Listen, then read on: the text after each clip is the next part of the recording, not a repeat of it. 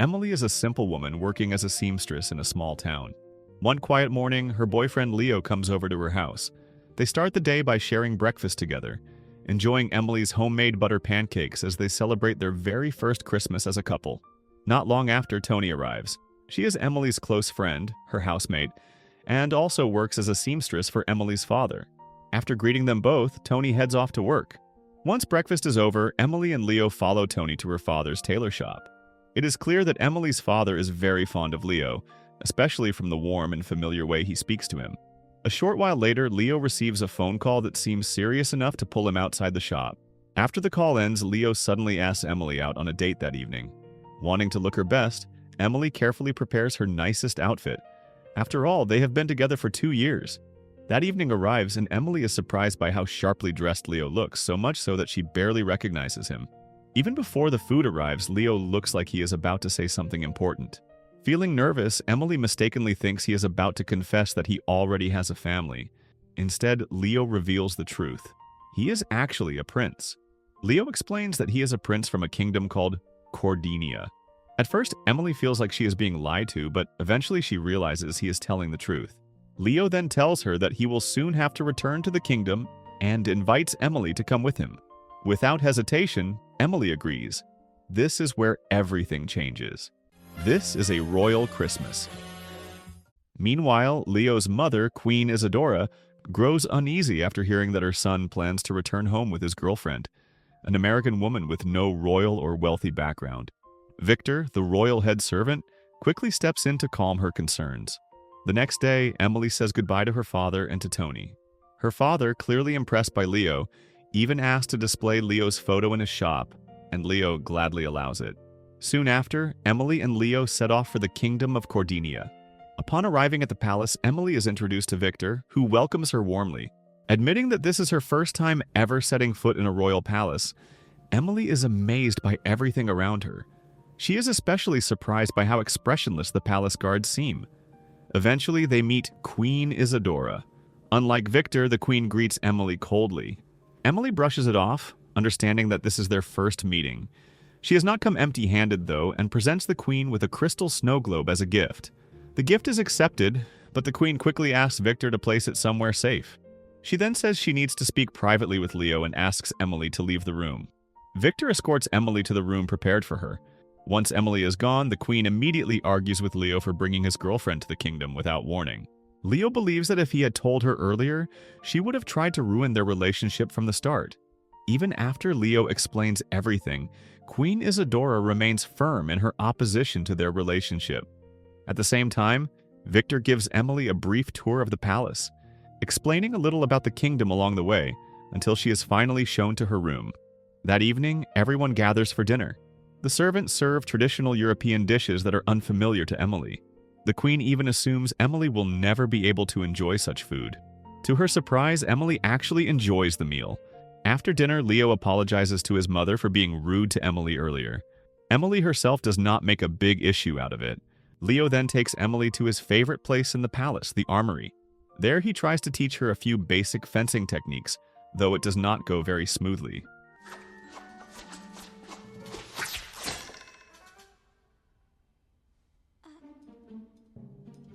Leo also leads Emily to another room, where the two of them end up sharing a quiet dance together. Late that night, Emily wakes up feeling hungry and decides to look for the kitchen. Not knowing her way around, she gets lost and somehow ends up back in the armory.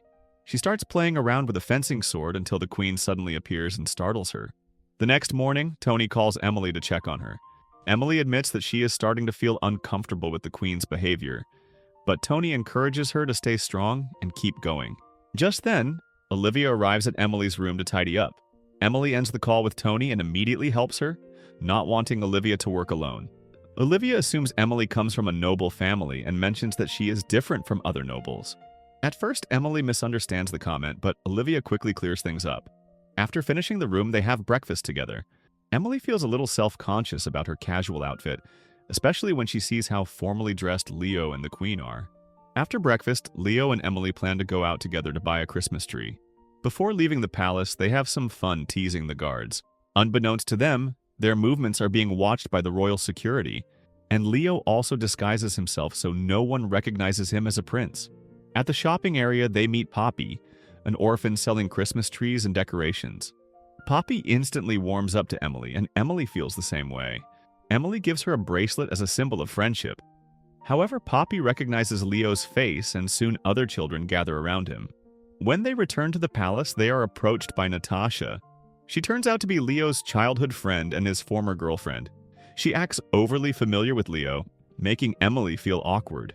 Feeling uncomfortable, Emily leaves the situation and Leo follows after her. Later, as Emily prepares her clothes, Olivia comes by again to help. After learning that Emily is a seamstress, Olivia is amazed by her talent in designing such a beautiful gown. She also helps Emily choose a dress for the Christmas dinner. That evening, the Queen introduces Emily to several noble families, including the Baron and Baroness from the new Barry family. Even though Emily is dressed elegantly, the Queen arranges for Leo and Emily to sit separately. Leo is seated beside Natasha. That night becomes deeply painful for Emily, as she is publicly humiliated by the Queen simply because she is the daughter of a small-town tailor. The next morning, Leo comes to see Emily while she is still wearing a face mask. He even makes her favorite butter pancakes, hoping to comfort her after everything that happened the night before. Not long after, the Queen and Victor discuss their upcoming agenda. The Queen is then surprised to see Emily's gift, which Victor has placed in his office. Victor believes the gift is truly meaningful. Soon after, Natasha arrives at the Queen's room. The Queen asks her to stay close to Leo and encourage feelings to grow between them, making it easier to push Emily away from her son. A short while later, Leo, Queen Isadora, and Natasha head out for a horseback ride. Emily can only walk them to the palace entrance since she cannot ride a horse. Feeling lonely, Emily wanders into the kitchen to visit the servants. At first, they feel awkward around her, but Emily asks them to relax. Before long, they spend time together decorating the Christmas tree and working on crossword puzzles. In the middle of their cheerful moment, Galina arrives, also known as the Baroness. Emily is surprised to see her. Galina shares her own story, explaining that she was once an ordinary woman who fell in love with a prince. Their relationship faced resistance, but they eventually built a life together. She reassures Emily not to dwell too much on what happened on Christmas night. After their conversation, they go shopping together. At the market, they run into Poppy again. Galina is amazed at how quickly Emily bonds with the children there. Emily even helps Poppy sell her goods. Not long after, the Queen and Leo arrive as part of their regular routine of greeting the people. Riding in their car, they smile and wave warmly. The car stops right in front of Poppy, Emily, and Galina. In that moment, Poppy gives the Queen a special scarf for Christmas. The Queen, usually known for her cold expression, finally softens in response to their warmth. Back at the palace, Leo invites Emily to take a walk through the royal church. Emily is captivated by its beauty, and the moment draws them closer together. In the middle of their quiet time, Natasha appears to remind Leo to prepare for the upcoming royal opening. Before leaving, Natasha shares a childhood memory of pretending to marry Leo, which sparks a hint of jealousy in Emily. Soon after, they leave the church. Later on, the Queen deliberately approaches the three of them and tells Emily that she has prepared a gown from her own youth for Emily to wear to the party. Emily has already worked hard to design her own dress, but she chooses to wear the Queen's gown instead, not wanting to hurt her feelings. After that, Leo leaves to fulfill his duties as a prince and future king. Determined not to seem weak, Emily asks Victor to teach her how to dance and guide her through the proper etiquette for the celebration. The trick is to move briskly and with aplomb. Look at this. I'm doing it. At the same time, the Queen and Leo carry out their responsibilities to serve the people, visiting places like hospitals and churches.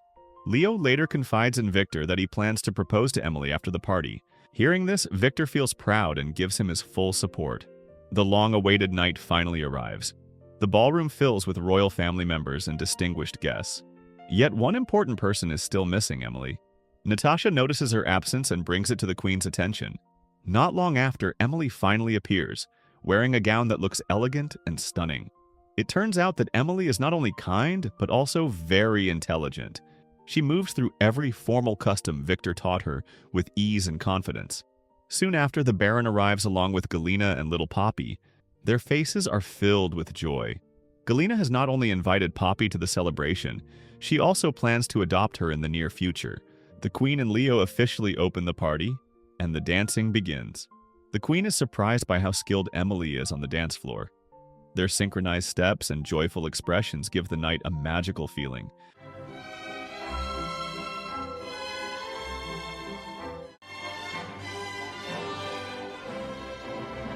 But the moment does not last long. Natasha steps in and pulls Leo away from Emily once again, breaking Emily's heart. Trying to calm herself, Emily retreats to the kitchen, feeling the need to rest. True to her nature, she ends up helping instead, teaching Olivia and the other servants how to make American-style food. When the queen realizes Emily is gone, she begins searching for her. After finding her, the queen explodes with anger, accusing Emily of preparing food she believes is improper and unsafe for the guests. Emily is devastated, especially when the queen dismisses the servants on the spot. Emily feels even more heartbroken when she sees how well Leo and Natasha seem together. In that moment, she starts to believe she is not worthy of Leo. At the same time, the queen appears satisfied, having successfully pushed Natasha closer to her son while driving Emily away. Victor, however, is quietly furious, believing the queen has gone too far and treated Emily unfairly. After the party ends, Emily packs her belongings. Shortly after, Leo comes to her room. He explains that he searched for her throughout the party but could not find her. He had planned something special, but things did not go as expected. In an emotional and poorly timed moment, Leo finally decides to propose to Emily, but it is already too late. Heartbroken and overwhelmed, Emily turns him down. Unbeknownst to them, the queen has been listening from outside the room. In that instant, she is filled with regret. Has been in our family for centuries. And now, it belongs on you. Your future is here. It's not with me. The next morning, Emily prepares to leave the kingdom, even though it pains her deeply. It is the only choice she feels she has to move forward with her life. Leo respects her decision, though it leaves him powerless and broken. Watching from a distance, the queen feels a deep and heavy sadness. After Emily leaves, Leo's relationship with his mother falls apart. Their bond becomes strained, and Leo bitterly congratulates her for ruining his relationship with Emily. However, after a heartfelt conversation with Victor, the queen slowly begins to understand her son's pain. Not long after, Natasha approaches Leo, who is clearly devastated. Despite her earlier attempts to interfere, she admits that she truly admires Emily for her simplicity and kindness. Later, in a private moment, the queen finally opens up about her past. Long before she became queen, she once loved someone deeply, a man who affectionately called her Easy. Their relationship ended because of social status. He became a servant while she rose to become a queen. Not long after, Olivia and a friend arrived to serve tea and snacks. It turns out Victor has rehired them at the palace. The queen then continues sharing her story. She reflects on how, despite being separated by social class, love can still grow and live quietly in the heart. That realization finally opens her heart and leads her to give her blessing to Leo and Emily's relationship. She then asks Victor to prepare a private jet to send Leo back to Emily. It is soon revealed that the person from the queen's past was Victor himself. The two of them reconnect, growing close once again. And the queen even asks Victor to call her by her old nickname, Easy.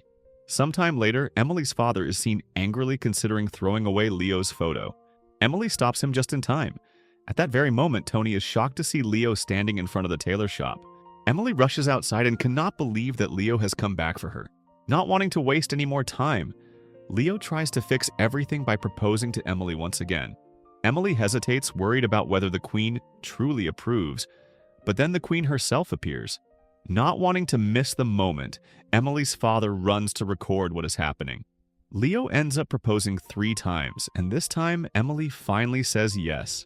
They celebrate right there in Emily's father's shop. Emily Taylor, will you... Yes! Yes! Before long, their wedding day arrives. Family and friends gather with joyful hearts. As they exchange their vows, Emily and Leo are finally united as husband and wife. So the moral of the story is never trust a man who makes pancakes without warning you. He is also a prince.